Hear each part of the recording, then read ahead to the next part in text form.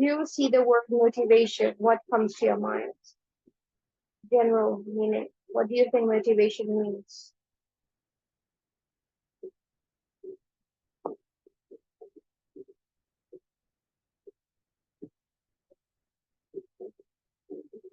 You there? Can you hear me? Yeah, I can. Yeah. What does motivation mean? What do you think motivation means? Like basically when you motivate workers to like stay in the company and like basically the factors that keep like employees happy because like employees are basically like the backbone of a business. So Okay. I think there is financial and non-financial motivators based on like the needs and what they need. Yeah. Okay. Forget business, forget context. What do you think the word means? What do you think motivation actually means? Like when you motivate someone. Okay. What? How can I motivate you to, let's say, what is it that you hate the most? IB. Oh, come on. You're not gonna say that after coming back. Okay. Miss, I Uh, don't want to go back to school and I mean it. If I had an option, I'd drop out right now. no, we're not. We're not Steve Jobs. So, okay. Tell me something else. Do you like shopping or do you dread Yeah, it? You do. Okay, you like it. Um, motivate you. What? Okay, going to the gym. no. No. Okay. What is it that can really, what can I do to pull you out of bed and take you to the gym to start for 2 hours? Um, if I'm being honest, nothing. Nothing. Are you sure? Not even $1 million? No, because like I do go to the gym, but it's like because I have to. I wouldn't do it if I was bored. Oh, okay, okay. Motivation, if we say, simple English, simple word, is basically the willingness, or you could say the desire to do something. Okay, so it refers to your inner desire or your willingness that that propels a person to take action, to do something, to achieve that particular goal, to get you out of bed and make you go to the gym, or try and make you to do IB. So, oh, now I know up until the final exam, I'm going to be constantly motivating him, like, Ruhi, motivation, you're going to do this, you can do this, just one more day, just 2 more weeks, you know constant motivation, constant reinforcement. So the willingness and the desire to do something is motivation. Okay. And it can be internal, it can come through intrinsic means, it could be through external factors as well. You could It could be intrinsic in such a way that you want it to happen, or you want something because it's your values or your beliefs. So I'm going to do work hard at my job because that's my value, that's my, I'm always going to be committed, and that's my belief. Work hard and get a better reward. But external could be the rewards that you may get in later, or the punishments, let's say.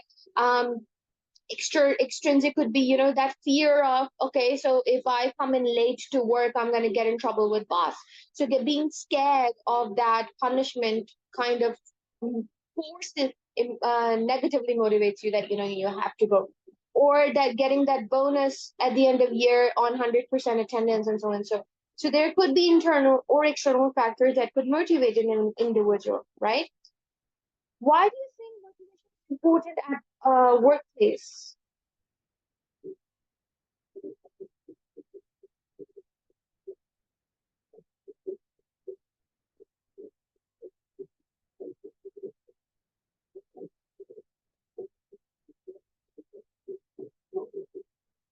I think some of the workplace like motivators could be more like money, or it could be I think like overall if it's like a good environment, if it's a safe environment, that could itself be motivating to work.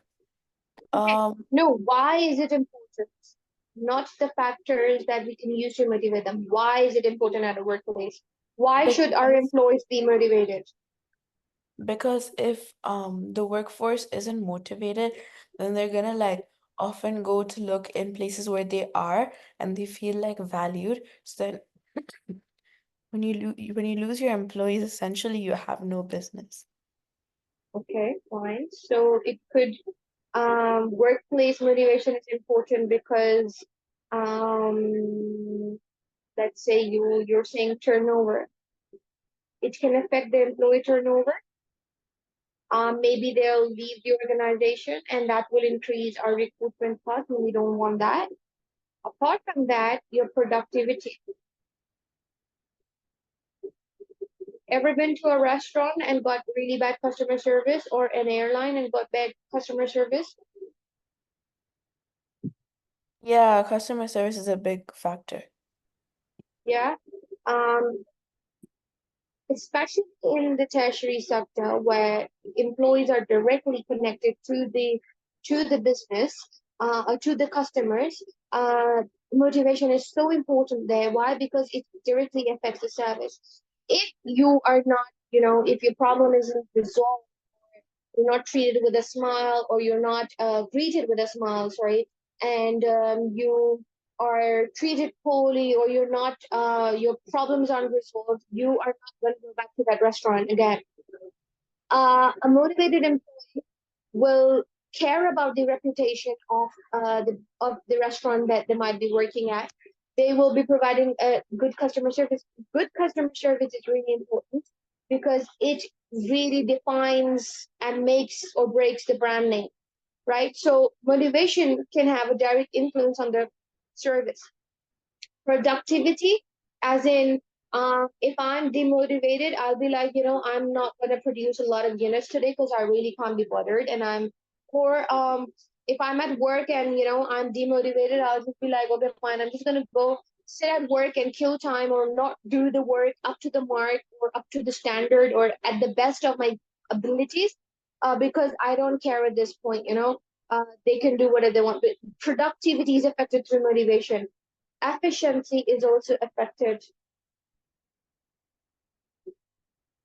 So you could say that motivated employees are more productive, they're more efficient, and as they're more likely to be engaged in work, and they're likely to take initiative and meet or even exceed the goals or expectations of them. They will try and generate a high level of output or better quality, try to contribute to new ideas of how things can be made better. Um, it can increase productivity, which will eventually make it better for the business because it'll lead to higher profits for the business. Does that make sense? Yeah, I understand. Okay. So the impact of motivation on the reliability of the workforce also, it's like when your employees are motivated, they're likely to be more, dependable or reliable. Like you can depend on them. Let's say the manager isn't in at work today, but your workforce is so efficient and they're so motivated and committed that they won't skip work or come in late just because the manager is off and so and so. Um, so what happens is that the if your employees are they're motivated, they'll be reliable, they'll be dependable. Employees who take pride in their job, they tend to they will show up on time, they will meet deadlines, there will be low absenteeism, not just turnover but absenteeism as well. Sometimes employees just take off from work because they just don't feel like going. But a motivated employee wouldn't want to skip work. They'd be really willing to go to work because it's their happy place. Okay. So this leads to a stronger trust relationship between the employee and the business, the employer, which would eventually lead to higher productivity. And then again, motivated employees are likely to stay within the company for a longer period of time because they're happy over there, and that will reduce the turnover rate. And when labor turnover is low, that will reduce your recruitment and training costs. Make sense? Could you repeat the last part? I couldn't hear you. Sorry. Okay, so what I said was that when labor turnover is low, that will reduce your recruitment and training costs, Yeah. right? Yeah. So you won't be spending money on training a group of employees and then they'll leave a few weeks later. That's all money gone down drain, Yeah. right? So we want a motivated workforce where we invest Yeah, money for on a low labor turnover. exactly. Yeah. Yeah. Yeah. All right. Now, there's a lot of motivational theorists, some psychologists that talked about motivation. Okay. So tell me, what do you know about? Okay, we're going a little bit back in history. What do we know about? This is nothing with motivation. Tell me, what do you know about the Industrial Revolution, which happened, I think, in 1600s or 1500s? I'm not sure. Anything that you know about Industrial Revolution? If you remember, you must have studied in year seven or something in history.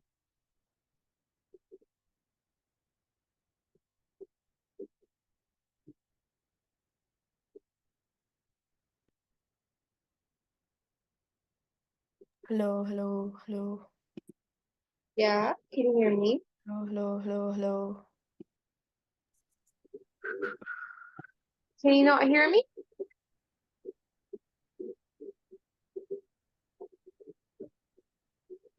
I'll switch my Wi-Fi.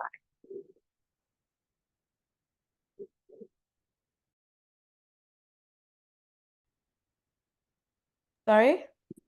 Do you know anything about the Industrial Revolution? Must have studied in year I know a bit six. about it, but I'm not like Uh-huh. fully sure.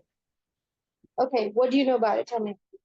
Like that's where everything changed, like there was like more machinery and like Mm-hmm. businesses moved from the primary sector to the secondary sector to like start manufacturing. And I think that was one of the biggest like revolutions where globalization took place.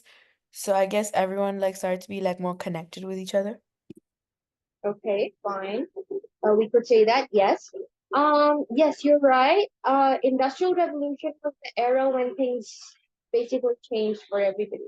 Okay, so what happened was that from the primary sector, before back in the times, people used to survive their regular living through farming and fishing and trading through so if I had wheat and you had rice, we would just exchange things, right?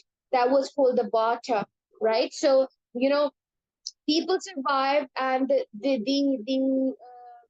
the small societies and the small tribes that lived or that came into being, they all preferred to live or live near the sea or the water or the river or whatever. So whatever the civilization, be it the Egyptian civilization or Mesopotamian civilization, all of them were always near the sea. Why? Because it allowed them to carry out agricultural activities, fishing, farming, so and so. That was their only way of survival, right? What happened later, I'm not sure. I think in the 1600s or the 1500s or the 1700s, uh, industrial revolution came in. That is when machinery, or not just actually machinery, you could say factories started to come into place, right? And when big entrepreneurs decided to open factories, what happened was that they needed employees. They needed a workforce. Now, what happened? These workers, these employees, um, they were given, so children from the age of 8 till the adult age, till 40, 50, 60, 70, they used to work in those factories. And that was like the start of everything. So that's when you know they started earning money, and they started to realize that, okay, so we can work in these factories and earn money and give ourselves a better life. So the concept of primary farming and fishing, it shifted from that to factory manufacturing, workforce, labor work, factory working, and those they were in very poor conditions, right? And there was no concept of age. Everybody would work, and the conditions weren't amazing. Uh, Eventually, when people started to get money, there came in various new inventions. And one of the inventions included transportation. And when the transportation was invented, people started moving from one place to another, right? And when people started moving from one place to another, why did they do that? Because they wanted a better life. So they started moving from one place to the other using the transportation for a better life, for better jobs, for better lifestyle, so and so. That is when the factory owners got worried.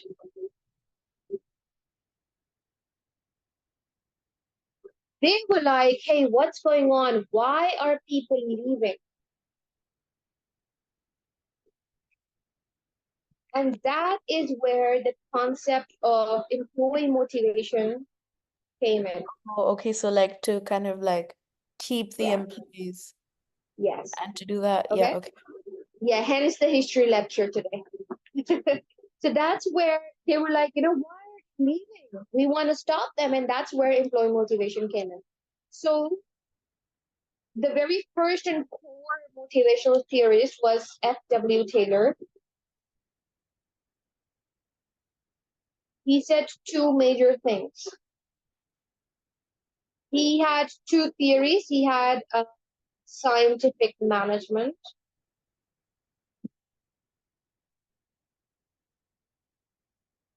and economic management.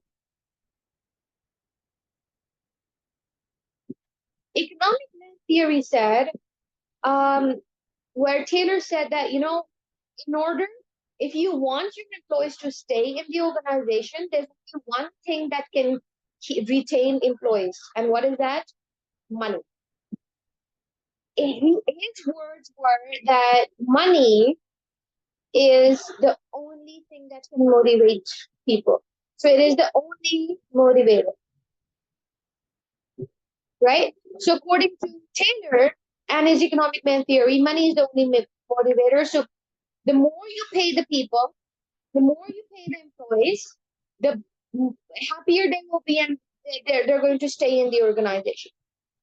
So he said that the best way to pay stop employees, retain employees, was through the piece rate system. Because they're manufacturing in a factory, that means they're producing single units, right? So the best way to stop them is to pay them by per unit. So every unit that is produced,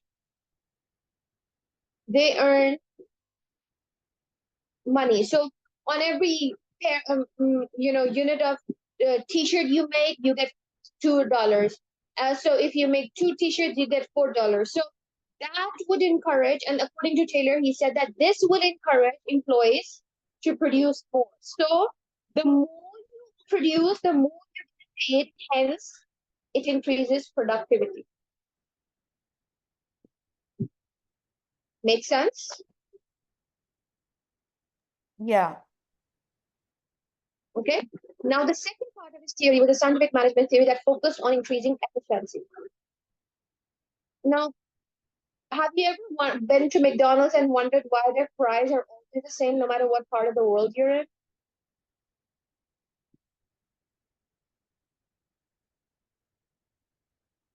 No, yes. Sorry. Have you ever been to McDonald's and ever thought that the fries are always the same no matter what part of the world you're in?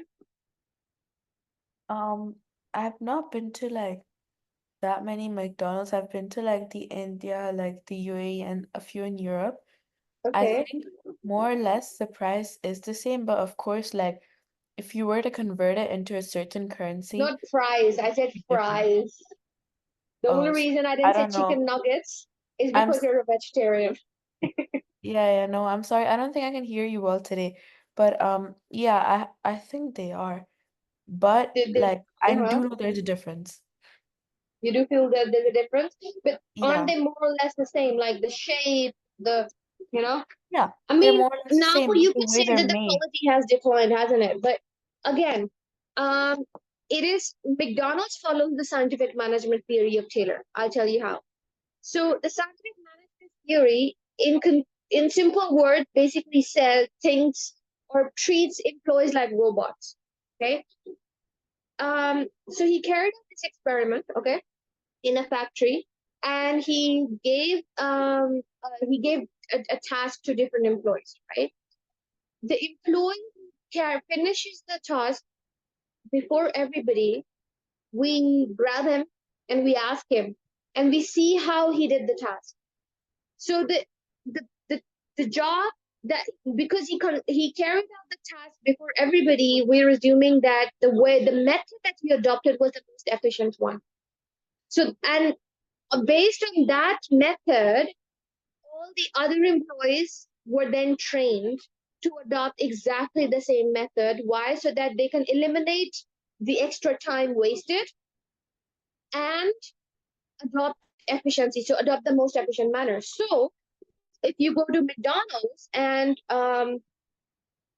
you are given clear instructions. So let's give you a scenario here. What the boxes that I'm making are cooking units. Okay.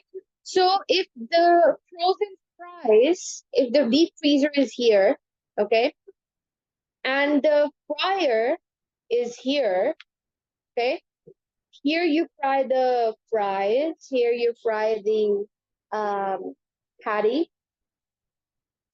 here you make the ice cream, and so on. So now this guy who needs to fry fries, he's gonna go run all the way here to get the frozen fries and then come all the way back. This guy is going all the way here. This guy is going here. He's going here to get oil. It's going to be a madhouse. It's going to be chaotic, right? And your food is not going to be exactly the same. So we find the most efficient manner to carry out the task and train all the employees to do the task in that way. So if I need fries, my salt should be here, my frozen fries should be here, my oil should be here. I should know. So what Taylor said, that give employees exact instructions. Take two steps down, grab the frozen fries bag out, take two steps left to grab the salt, fry the potatoes for 3 minutes, take it out, put within 30 seconds, put salt, and then package it. You know, giving complete straight instructions as if these employees are robots. So the scientific management theory is finding the most efficient way of carrying out a task and training all the employees to carry out their task in that exact manner, just so that we can eliminate wastage of time and do the work in the most convenient and the most efficient manner. So at the end of the day, you go to work and do exactly the same thing with strict instructions. So basically, you're a robot. Does that make sense? That was the scientific management theory. Yeah, that makes a lot more sense, yeah. Yeah. Okay. Yeah. I'm gonna post and I'm gonna let you, if you wanna make a note in your own words of what scientific management theory was and economic man theory was in your own words before I move on to the next theory. Yeah, I think that'd be good. Yeah, I don't want you to get mixed up with the other theory then. Okay, so I'm just gonna pause the recording so it doesn't become just which is it's like something that you're going to come across all your university life. all your university life, bachelor's, master's, whatever, this theory is always going to come up no matter what. So make sure you understand this one, okay? So Maslow's hierarchy of needs. You see this triangle thing over here? That's called a hierarchy. Okay, and Yeah. it ranks in terms of the importance of priority of things, right? It goes bottom to top. Okay, so this guy Maslow, in his hierarchy of needs, in the theory of motivation, he said that there are like 5 tiers of human needs that must be met for individuals to reach their full potential. So the very first one comes your basic needs, your physiological needs.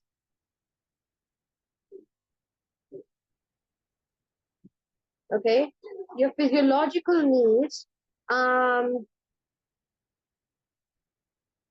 That's your, food, shelter, water, clothes, your basic stuff. So having a job that pays you at least enough for you to actually be able to get your basic needs in order to survive. So a business can provide all the necessities for their employees. For example, food breaks, water, food, kitchen, basic stuff. Having a job that provides you with those basic needs, as well as a job that pays you enough for you to fulfill those needs, once that is achieved, because we would always want something more and more. So once we've achieved or we've got this need fulfilled, then comes your second need, which is your safety and security needs. Why did I write safety and security separately? Are they two different things or are they the same thing?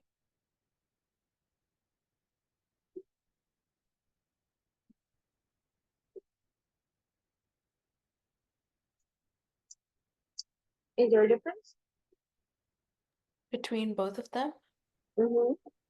Yeah, so physiological needs is basically um like the necessary No, the difference between safety and security, and or are they the same thing? I think they're the same thing because don't they kind of focus on job security and then seeing if you can stay in the firm for a good amount of time without always Okay. having fear that you're gonna lose your job? Mm-hmm. Okay. But You I think got that safety right. can So also yeah. mean a Mm-hmm. safe environment. So when I say security, I mean yes, job security. Not having that fear of losing your job. For instance, during the pandemic, um, 10 employees or 10 people from your team were fired. So the next day when you're going to work, you have that fear that, oh my God, I'm gonna get fired too.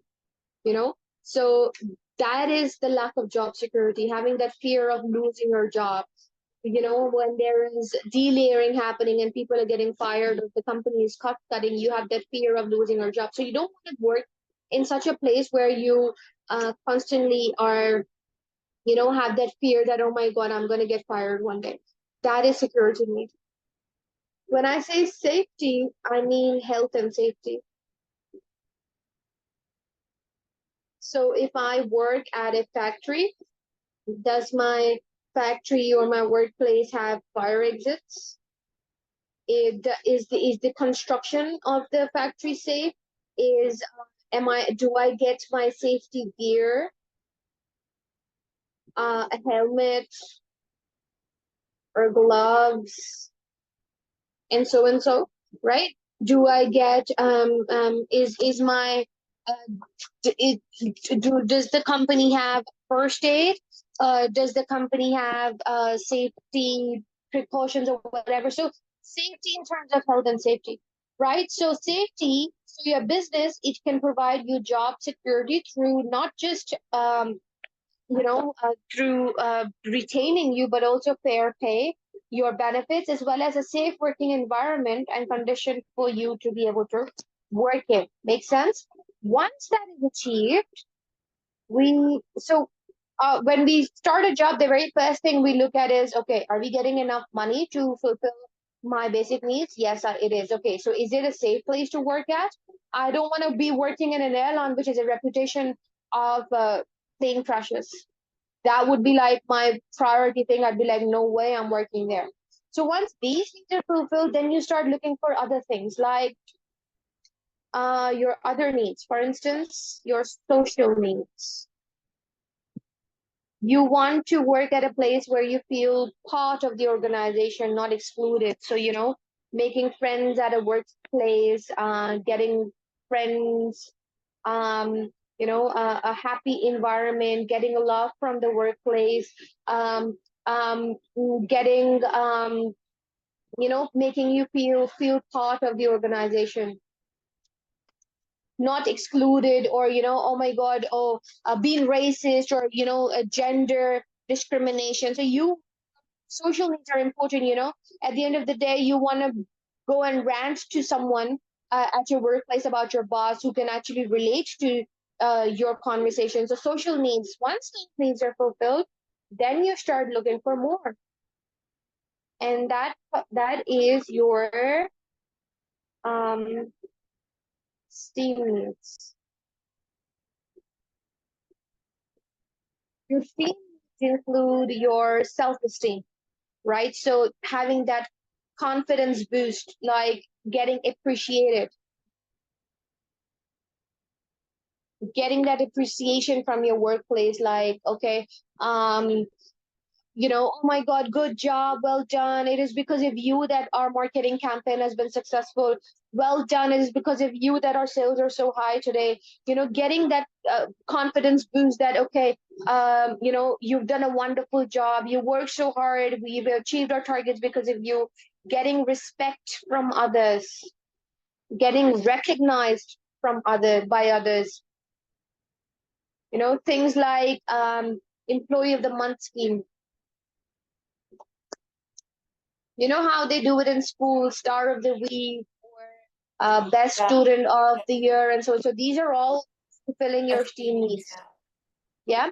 Once you have achieved these needs, then finally comes the top level where you've accomplished everything, which is your self actualization.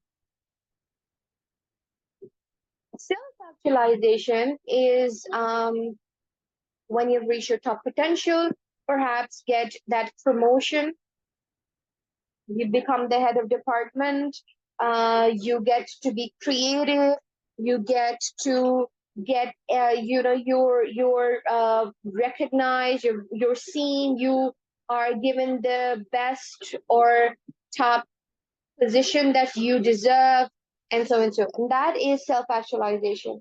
Reaching that full top potential where businesses can help employees achieve by offering them, bigger opportunities for them to pursue their passions and interests, right? Um, Giving them a promotion and so and so. Make sense?